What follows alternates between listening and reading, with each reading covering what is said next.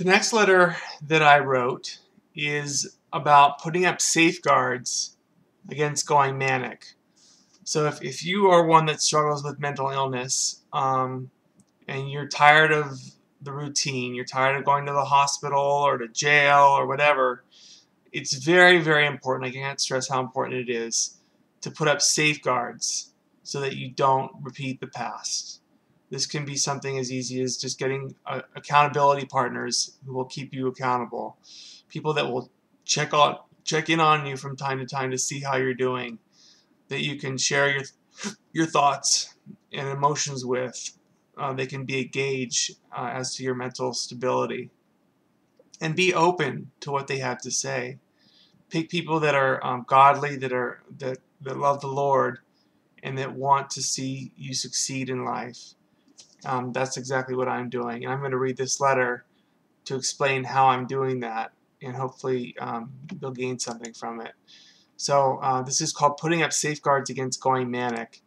After nearly 30 hospitalizations over the course of a little more than 14 years, 2 felonies, both expunged, 2 misdemeanors, 1 expunged and the other still on record, and a handful of arrests, it ought to occur to any sane individual that something is not working right in their life. Denial is the manic patient's worst enemy. When mania is coming on, when the sleepless nights are occurring, when the racing thoughts keep pounding in your head, when your heartbeat races and you find yourself overwhelmingly excited just to be alive, you ought to be aware that you are experiencing some manic symptoms. Yet nearly each and every time these symptoms have accompanied me in the waking hours of my life, I have failed to notice them, or I have not cared to do anything about them. Each time I felt in control. I never thought I was manic, even when everyone around me was telling me I was, pointing out the pressured and racing speech, the dominating conversation, the religious and spiritual preoccupation. I did not deny the symptoms that others saw in me. I never claimed I wasn't speaking quickly or talking obsessively about spiritual matters or other matters at hand. They were all a part of my manic delusion, my identity confusion. At times like this, I felt like a prophet. Prophets stand out. They are recognized by the very energy they put out. I thought, therefore, was it not likely that all these people pointing out these different characteristics of my personality were just telling me what I already knew? That I was different.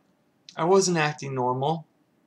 Indeed, who even wanted to be normal when you can act and feel amazing as I did? I didn't see the signs of impending mania because I didn't want to see them. I didn't want to think there was anything wrong with me. This is just the new me, although since I'd shown this side of me many times before, there really was nothing new about it. It was just a revisiting of the personality I really knew I was deep inside, a personality that was seeking after God wholeheartedly and believing himself to be blessed by God and chosen by God to be a special person on the face of the earth, one who would live up to all that had been spoken about him throughout the years, that I had a special purpose, that all I was going through had a meaning and a reason, and at some point in my life God would reveal that reason to me. Well, why couldn't that revelation be here and now? Why can't the way I feel this very second be a revelation of God to me, saying I am special and have a unique purpose on this earth, and if I so choose the mission, God will empower me to inspire the hearts and minds of millions of seekers. Those who are open to God's voice will hear my voice, and will know I am speaking God's truth, and his truth is seen through my very life and my very actions. These are the types of thoughts that go through my head when I begin to get manic. Sometimes after a while of, shall we say, elevated thinking, I can't tell the difference between a reasonable thought such as, say, let us go over to that person and share a kind word with them, and my gas meter shows the tank is on empty, but the engine is still running. God must be intervening and controlling the vehicle. Let's take this car for a test drive and see if we can't fly with God's power. Pretty crazy. So what is needed here? An intervention? Yes. But even more importantly, what must I do so that professional intervention is not necessary? How do I set up unbreakable safeguards so that I never get to the manic state again?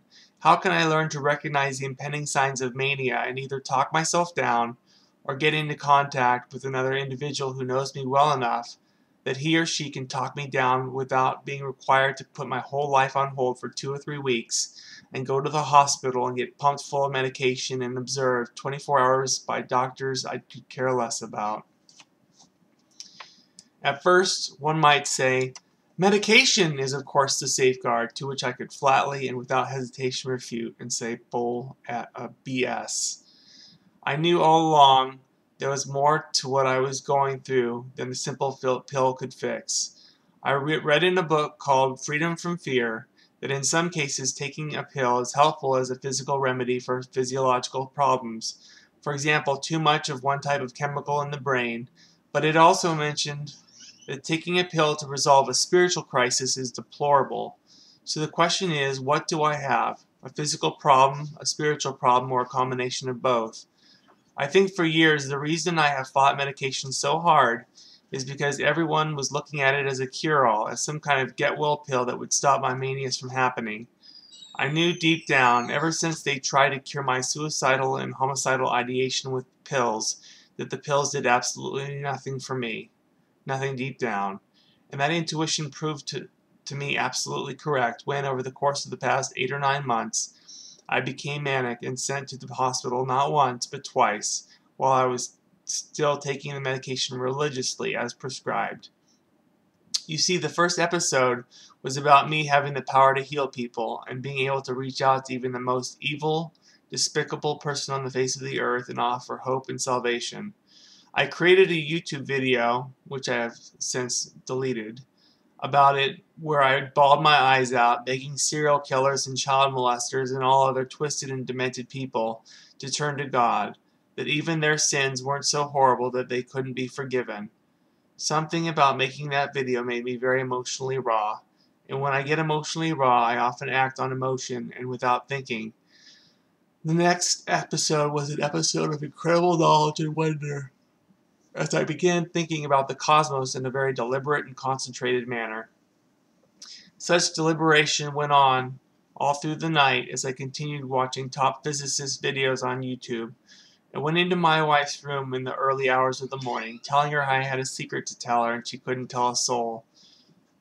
I was Jesus' father. I just knew it because of how strongly I felt it within. I was God the Father in the flesh. Yes, I knew the Bible said nothing about that, but it didn't matter because my feelings confirmed it. What I need to realize is that my feelings are not always my friends. My emotional states can put me in a very vulnerable state where my reason is subject to any number of false realities, and I can be fooled by some crazy woman in a hospital that she is Mother Earth and we are married from a previous life and she is about to have my baby. And I take all this in without barely even questioning it. Once I've crossed the line into full-blown mania, it's almost like reason takes a back seat and I am all emotion and raw nerve. I hate it that I do this. My wife hates it when I do this. And like I said, this was all while I was taking the prescribed doses of medication. And oh, one other thing, Lyme disease, which my dad thought caused my bipolar for many years, is no longer part of the picture, because I don't have it anymore according to the last round of testing. So where do I go? What is my game plan? How do I proceed in my life without fear that I will end up back in jail for breaking some legal boundary or offending someone, or end up back in the hospital where nutcase women throw themselves at me and try to break up my marriage? I'm sick of the freaking drama. Sick of it. So if I truly want to change, I'm going to have to set up safeguards that can protect me at the very earliest signs of hypomania.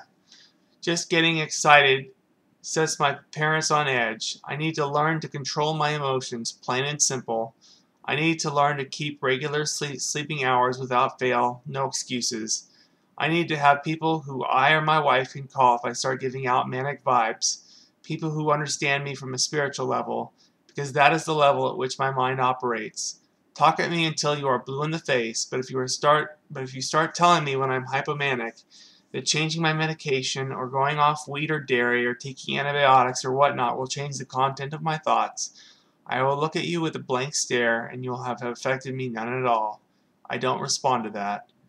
If my body responded to something like that, then you would have to think the meds would have prevented the last 2 episodes, but they didn't. Like every episode I have ever had, I believe deep down, below all the exteriors, it all has something to do with my will.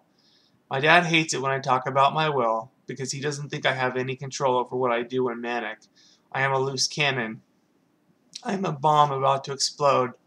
Perhaps there is a window of opportunity, a short time period, between when I first start showing signs of hypomania and excitability, a full-blown mania, where I can be reached by a brother who comes at me with scripture and spiritual wisdom, not the secular approach the world takes. Maybe I'll respond to the ideas in the Bible. Maybe I will listen to God's truth, whereas I might not listen to other lower T truths. I have a friend in Dan Hartman at Veritas Church who has agreed to intervene for me if I ever start heading towards mania again, if Steph feels like she can't handle me. Part of me thinks I can be talked down no matter how bad the mania is, but those around me aren't quite so confident in my ability to be talked down. However, I have never been talked down from a spiritual viewpoint before, except for Pastor Don from Salvation Army, who very effectively talked me down from predicting Christ would return the very next day and I would bring it about. He told me if I prophesied that and it didn't come true, I was a false prophet and would lose any sort of integrity in the church. Minutes later, I called him back in tears and repented. Mania immediately stopped in its tracks. The more people I have praying for me when I am in a manic state, audibly, whether over the phone or in person, or even a small group to intervene, I truly believe a manic episode could be avoided completely. That's all I've got to go on for now. I have no other avenues. I think I've tried every other way, and the secular way just didn't seem to do it for me. It can't be as effective as the spiritual approach, because I know I would respond better to prayer and spiritual counsel than any other method. So I will talk to Sid, my pastor at the Salvation Army, about my bipolar as well. And maybe he can be another partner who can intervene in the case that Dan is not available. I also might talk to Adam, who is a pastor at Veritas, and see if he might be willing to give me his number in the event that I need an intervention. The more people I have praying for me and giving me counsel, the better. A very wise person, Solomon, once said there is a wisdom in a multitude of counsel. I have known that for many years, but I don't think I ever truly applied myself to creating such a group to surround me with biblical wisdom and spiritual counsel. To me, this seems like the best bet going forward. After all other options have been exercised, only then should I be admitted to a hospital. If I am a danger to myself or others, that goes without saying. Ultimately, I have to flee from the desire to be a prophet or to be spiritually important in God's kingdom. Christ showed his kingship, not by promoting his good deeds with a loud trumpet in announcing his arrival on the streets. He stooped to wash the feet of his friends, and if I ever want to be an effective witness in the kingdom, I need to learn to do the same. Befriend people, care about people, serve people with no thought of reward or them paying you back, and look for opportunities to share your faith in a way that is reasonable and considerate and doesn't shove theology down anyone's throats. As many times as I've said, I can no longer be Elijah, it still happens in my life because I listen to my emotions and my feelings and rely on a couple of past delusions to tell me that I am someone huge in the kingdom of God. But this is enormous spiritual pride, and pride is the root cause of all sin. I want my life to display the opposite of pride. I want people to see humility when they see me and not see someone who is out of control and can't control their emotions. For that reason, whenever I feel raw, I need to be very careful and think very deliberately about all I do and say, because if I just act on compulsion, I am very likely to cause a repeat of the past and end up doing and saying things that I regret and can never take back. I think I have said just about all I can say for now. Good night. And that's the conclusion of the letter about putting up safeguards. I have one more video to go about separating myself from illness, fact from fantasy. That'll be my next video. So I hope you enjoyed this video, and follow me, like me, make comments. That would be great. Have a great day.